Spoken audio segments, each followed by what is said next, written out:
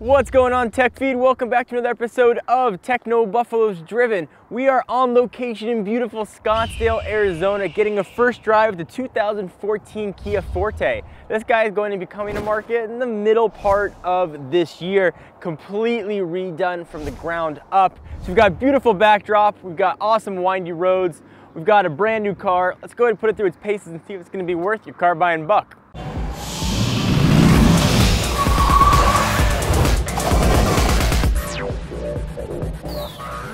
So we are driving the new Forte through the winding roads of Scottsdale, Arizona on our way to Koup, Arizona. We're in the middle of copper mining territory.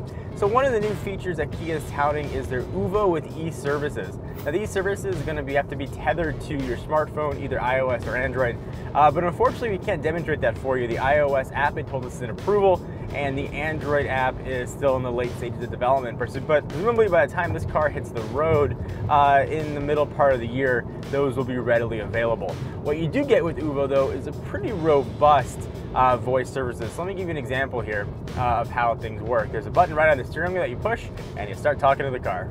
Please say a command after the beep. Sirius 100. Sirius channel 100. So this is where most of the action is going to happen on the 7-inch capacitive touchscreen. Navigation is being handled by this SD card here, which I really like to see. It means it's upgradable very easy.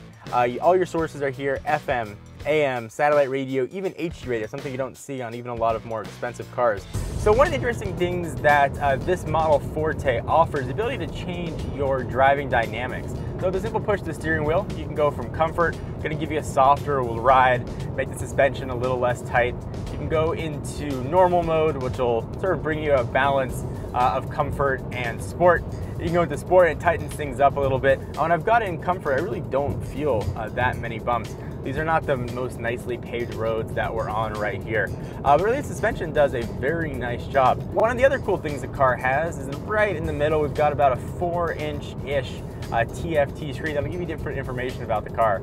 So right now we've got it showing on compass. If you got GPS stuff, it'll show it there as well. You can get information on your engine or your trip computer.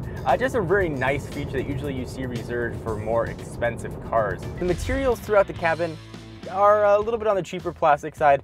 We've got some plastic designed to look like carbon fiber here. The whole design is meant to look like a water droplet, water falling into a pool, and you can sort of see that design as it comes down. You can option up the Forte pretty nicely.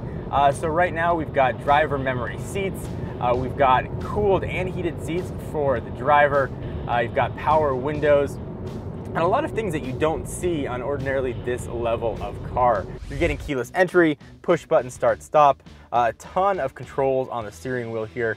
You can control again all the UVO and voice activated systems. You got all your call buttons, volume. You can control that 4-inch screen.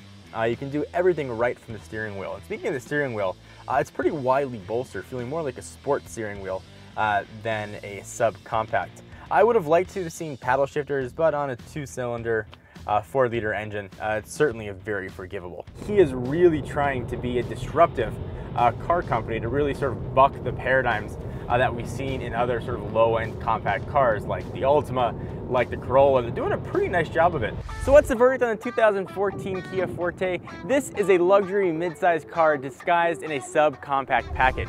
You got the option for a ton of luxury features that really add up to a very impressive ride. Not everything is perfect here. There's a decent amount of road noise while going up some of the windy hills here in Scottsdale. Engine had a little bit hard time keeping up, but for everyday driving, assuming you don't live at the bottom of a huge hill, this 2-liter 4-cylinder engine is going to be very capable. So if you're in the market and you're shopping for a Sentra, you're shopping for a Mazda 3 or a Corolla, anything in that segment, you really owe it yourself to look at the Kia Forte. It's a surprisingly well done package. It's a solidly built car and what I'd be pretty happy driving. So thank you guys for watching another episode of TechnoBuffalo's Driven right here on the Tech Feed. Be sure to subscribe to get the latest tech content from your favorite YouTubers. I'm John Rettinger. I'll see you in the next video.